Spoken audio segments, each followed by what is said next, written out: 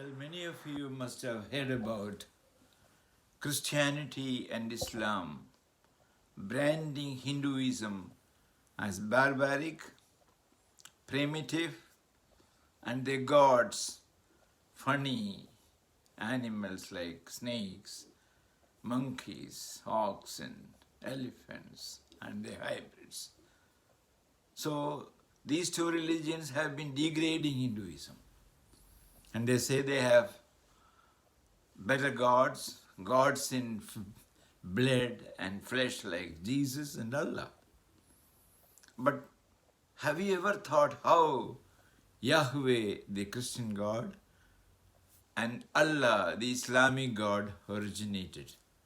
When and where? Well, all the gods in the world started as nature personifications in every single civilization, whether it is Indus Valley, Chinese, Aztec, Mesopotamian, or Egyptian, we find nature occurrings as gods. Nature occurrings were personified as gods. So there are hundreds and hundreds of gods. So this Yahweh was a mountain god in the Middle East, say around 3,000 years back. And he migrated to the Ei pantheon of gods of the Palestine, and there he had a cohort, Asherah. When the division of kingdoms came, he was given charge of the Israelite kingdom, and he became, let's say, in possession of the Jews.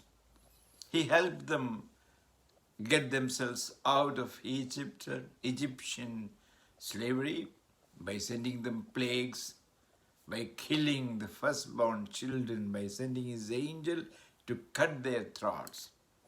And when they came out, he wanted to rehabilitate them in Palestine, and he started the most vicious campaign ever known in history. He destroyed the kingdoms, killed the people, killed their soldiers. He even rolled down stones from his heaven as the soldiers were going, so that it will fall on their head and they will get killed. So this God has killed more than 2.8 million people in the Bible. He sent fire rains. He sent entire big floods to kill humanity.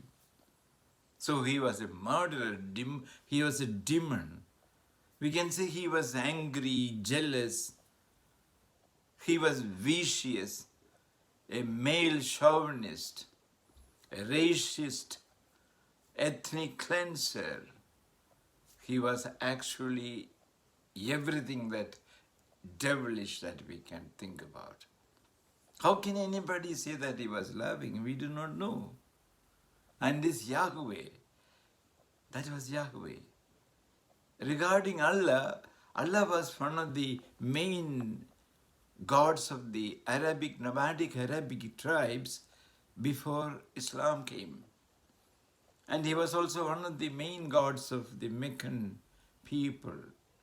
With the coming of Muhammad, he made Allah a universal God, Almighty God, not only of the Muslims, but of the entire humanity.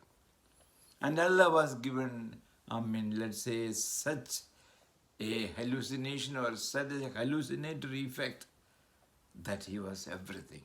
Allah gave them commandments, 75 commandments, incorporating 10 commandments of Yahweh and many others, and he became very powerful. Now, if you analyze these two gods, we will find a few characteristics common with them. Both of these gods, both Yahweh and Allah, wanted to roast the souls of humans in eternal fire, in towering flames of fire, for small sins which they did in their fleeting life. Do you think that is fair? Is it just for a loving God to roast souls of humans in eternal fire for something which they did, or disobedience or a small sin, disobedience of their commandments in their fleeting temporal life. It's not fair. Two, both of these gods were very selfish, dictator gods. They didn't want any other god. So they commanded their followers to kill those who went worshipping other gods, to kill infidels. We find such specific commandments in the Quran. We also find such specific commandments in the book of Deuteronomy of the Old Testament. Yahweh commands his followers to kill those who go to pagan gods, even if it is your sister or brother. Really cruel. And Allah's commandments have been followed by the Muslims for centuries. They made wars, conquests to convert people. They threatened them with sword, with gun. And this has been going on, jihad, holy war to convert. So both of these gods are cruel gods or monstrous dictators. And third, both of these gods we find, they helped only people of their tribes, prophets of them. They did not love anybody else. We find Yahweh, protecting Jews as if it is his own. And he's not concerned about others. And also, he kills all the others. He destroys others' kingdoms, Jericho and so many others. Allah does the same thing. He writes in Quran, I helped you cut the throats of your enemies. And this Allah gives Muhammad a number of women, 12 women as wives, beautiful women. And this tradition is carried on even now.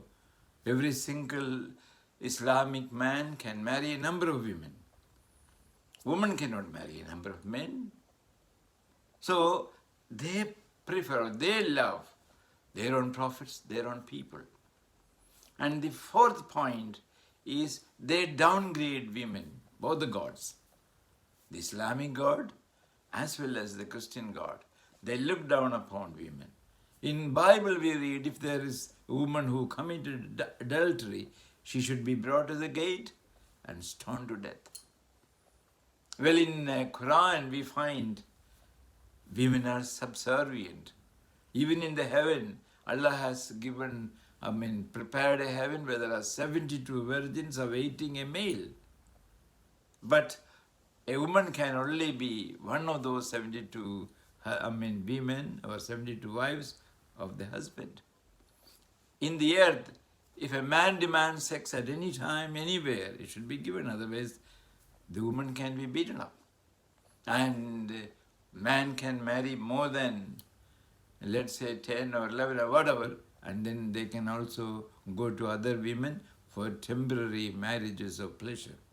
So both the gods are against women, or they are downgrade women. This is not normally, expected of a loving God. They should see everybody equal. And the next point, both the gods have instructed their followers to kill animals and eat. Now, if there is a Christian or Islamic festival, millions of gods, millions of oxen, cows are getting killed. Is it not cruelty? We don't find these sort of cruel nature in the Hindu gods. They are more humane. They're humorous sometimes, All these gods that we find in Hinduism, they never instruct their followers to kill the infidels. They don't ask them to kill animals. They want, their followers to love others. And the main god of Hinduism, let's say Brahman, is a genderless. The other gods are, male gods, male dictator gods. Here it is genderless, eternal, formless. It's actually the binding unity behind the universe, the cosmos. Hindu God is cosmos itself. It's not something separate. And every individual also, there is an Atman, and Brahman is the cosmos and the Atman. They are not separate. So everything is one.